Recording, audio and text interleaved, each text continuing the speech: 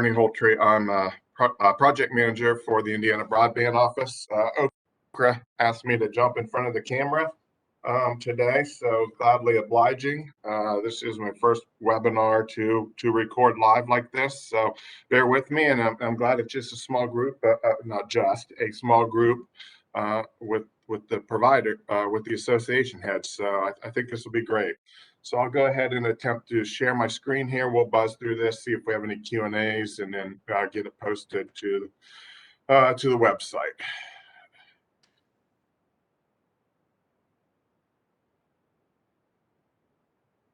All right, everyone seeing that okay?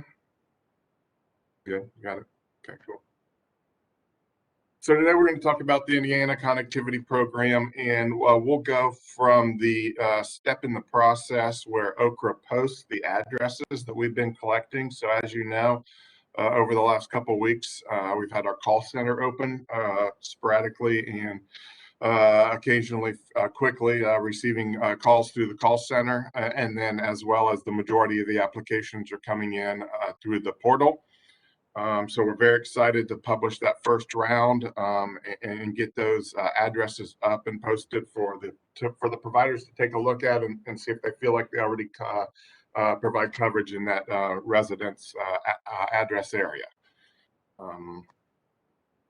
Okra's Next Level Connections team has changed, as many of you know, over the last couple of weeks. A huge asset came on board for us in bringing Roberto in from Purdue Center for Regional Development. So I personally am very excited to learn from Roberto. And I know all four of these individuals listed underneath our project managers, as well as our GIS administrator and data analyst, are all very excited to learn from Roberto. So we have a true blessing here at the state of having Roberto's time for a little while from Purdue. All these individuals can be readily accessed at the Okra NLC email address. Most of you should know that, but we list that at the end of the presentation also. Milestones for this project, and like I said, these will be online, so if you later need to zoom in on those or anything like that. We're trying to show, how long this program will take start to finish. So we set some realistic expectations, and we do that at the call center and portal level also, and any support materials that we try to get out in print or media. But we can use your help with that. And you can see up in the top here that we're up over 200 days start to finish for this process to go to award. So right now we're in that milestone number one, those 70 days of capturing the addresses. We'll soon move on to the second milestone, and we'll get those addresses posted for that first time period, which according to legislation cannot be more than 90 days. So we're going to cut that off a little early this time. One reason is so we don't overlap so much with the Next Level Connections round 3. And then number 2, to get those addresses out and to start showing some momentum going into the legislative session. So we're going to give the providers, looks like on this model, 12 days to review the challenges and turn those challenges in. And that's what we'll spend the rest of this webinar discussing, just the challenge process and the submission process. And then we'll move on to milestone 4 in mid-January there for the bid notifications. And I somehow need to move everybody's picture away from my screen so I can see the next couple milestones. And then those last 23 days, what are those? I can't remember. Last 23 days.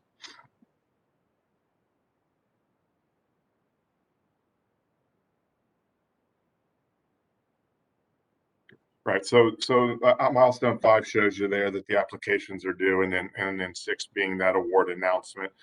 And then we also jump in there near the bottom of the screen under milestone 5 and start that milestone 1A all over again with the next round of gathering those addresses and getting those next round posted. So a couple things we want to stress here. Number one, the 200 plus days that this will take. So residents have a realistic expectation. And then number 2, this is kind of what we've always referred to as rolling funding. It's not a one and done. We want those addresses to continually roll in, and then we'll be making the decisions on what calendar day we actually cut those off from one round to the next. Any questions on the timeline? Ernie, just as, so you're not going to just send those out as you get them, you'll wait and group them and then send them out? Correct. Yes, we're going to group those into one batch and post those all at once, and then give the providers those, I believe, 12 business days there to review those.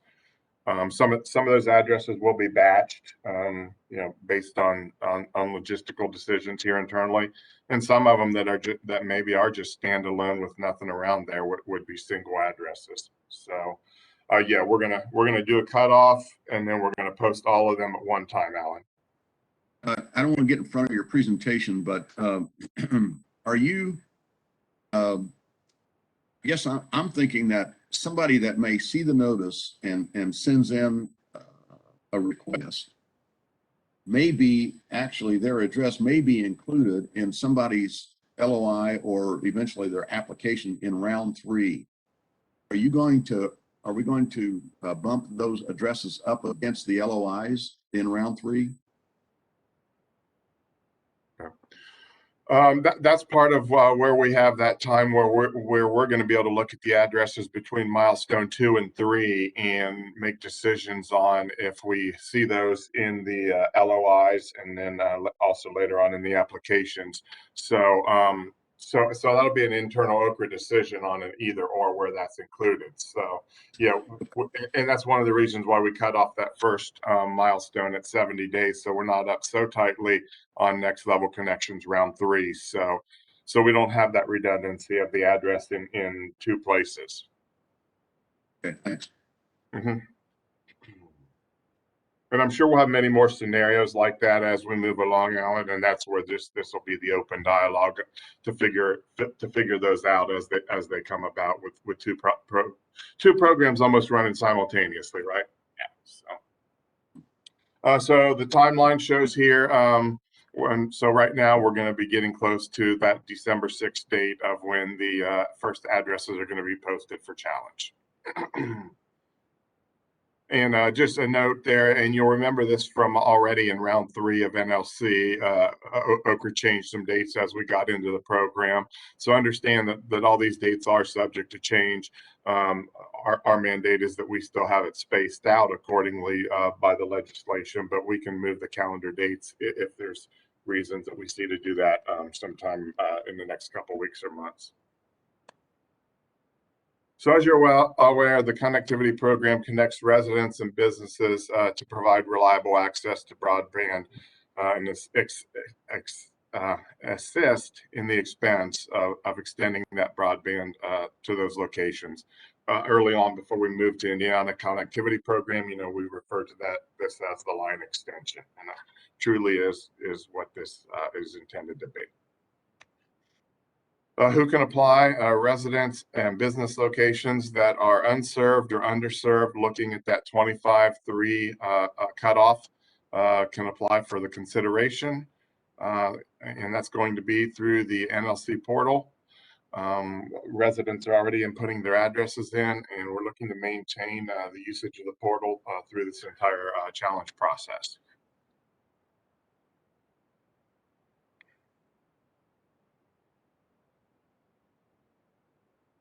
Okra will review the addresses that are submitted and compare to, and Alan, this kind of goes back to your question previously. It's going to compare to the rewarded RDOF census blocks areas, other federal funding areas, and then also other state funded areas, whether that was round 1 or 2, or how that compares in round 3. Then that next milestone is Okra publishing the addresses and given 10 business days for a challenge. Challenge period ends, and all the challenged address will be bundled geographic areas whenever possible and published to accept bids by the registered providers. And then within 60 days, the providers will submit their bids per bundle to Okra, and Okra will evaluate and award, and that this is language again from the state statute, to the best lowest bid. Then providers will have 6 months to complete the project from award, and they have the opportunity for a 3-month extension. So you may have heard us talk about 9 months previously. So that's kind of how we're breaking that down. And obviously wanting to get these, since we're dealing with one-off individual residents or a group of neighbors, service just as quickly as possible. So that's why we have that truncated time schedule there to get these projects done quickly. Internet service providers will have the opportunity to review the locations and submit bids to the state on the cost of providing service to these locations. Like we said, Okra will award the providers whose bid is the lowest cost to the state for the extension of the service to that household or the business.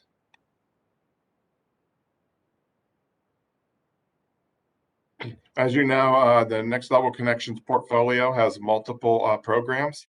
We have the Next Level Connections Round 3.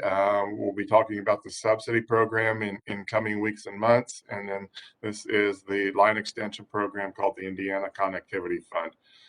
Code sets our limits per passing at 4,800 and per total line extension at 25,000. And that's regardless of the number of addresses served by that line extension.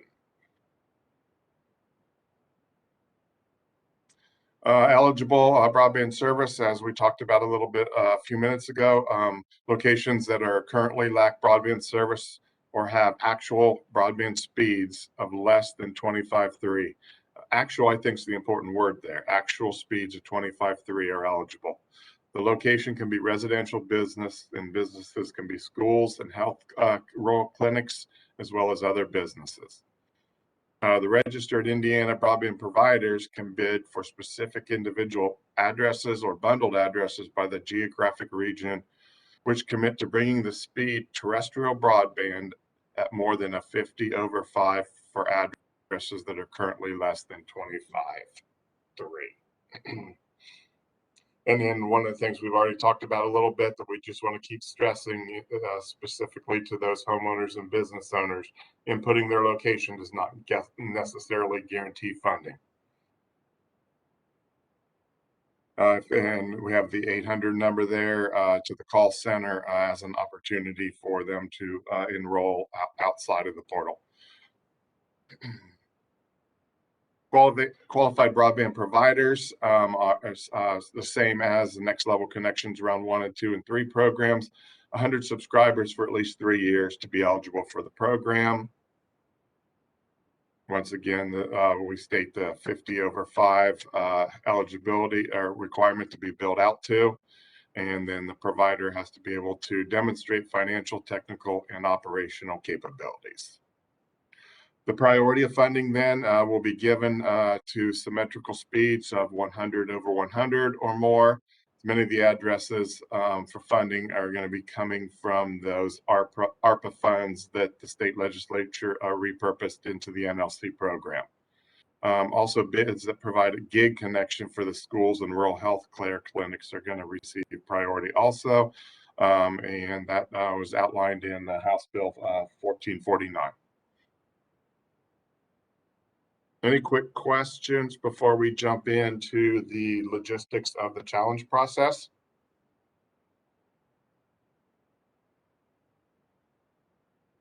So for the challenge process, we list the different attachments that are going to be required for that. Each provider that would be challenging a address or a bundle will submit individual challenges for those addresses or bundles, meaning if provider ABC has challenges in 12 different neighborhoods or 14 different counties, that would be 12 or 14 challenges. So very similar and the same to the Next Level Connections Round 3 challenges.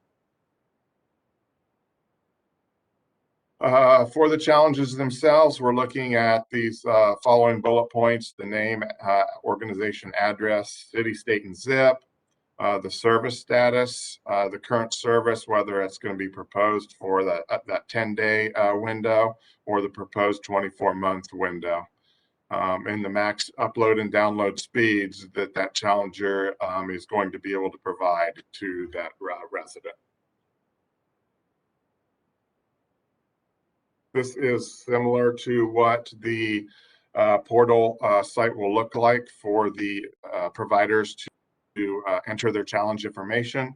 All of your providers should be familiar with the registered business ID and the Indiana bidder number, and then have readily available the number of customers they served over those last 3 years. Then next, they're going to be asked for the maximum upload and download speeds that they're going to be able to provide, the grant request amount, and the match amount.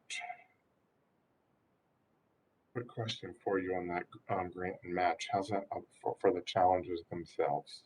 This is actually for the build out piece, isn't it? Yeah. I apologize. I kind of misstated that piece. This screen applies more to the applicant that's going to propose to build out to that unserved address as opposed to the challenge. So that's where the grant request amount and the match amount comes into play. And then a brief abstract just describing what the project would look like. And then the affirmation, you've seen these before, that will be included and then ask for the signature at the bottom. And then the Okra website, where we will have this webinar posted along with the slideshow. And then finally, the Okra NLC email address that all these, that Roberto and his team religiously check daily to stay on top of the communications and the questions.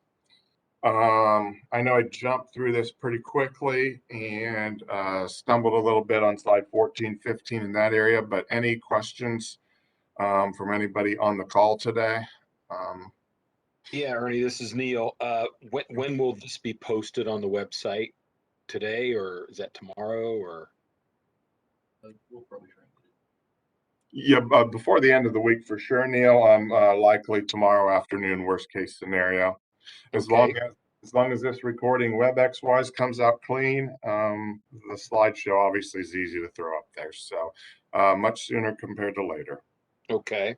The other thing, and this is just something that actually Alan touched on, I heard when I came on the call, in discussions with some of the members, and this may cover all the industries, but as far as, I understand the connectivity program and I understand, what we're trying to do, but it's kind of followed the same line where we may have providers who can do this and would like to do it, but they may not be able to meet this 6 + 3 deadline, either due to contractor issues and or equipment issues.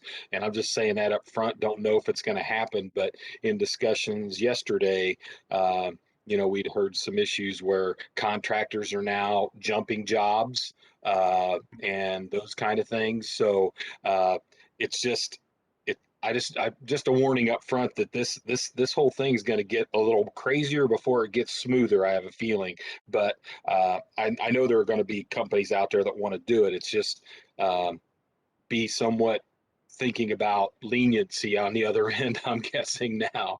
And then the one other piece I had, when you do post it, will it be pretty easy to find it on the website? Because I know a couple of times when things got posted, you kind of had to go through areas to try to, drop downs and things like that to get to the posting of the information. So if you can make that any easier right up front on your website, like click here to go right to the information, that would be even greater for my members. So I think that was it as far as my questions and points, I guess.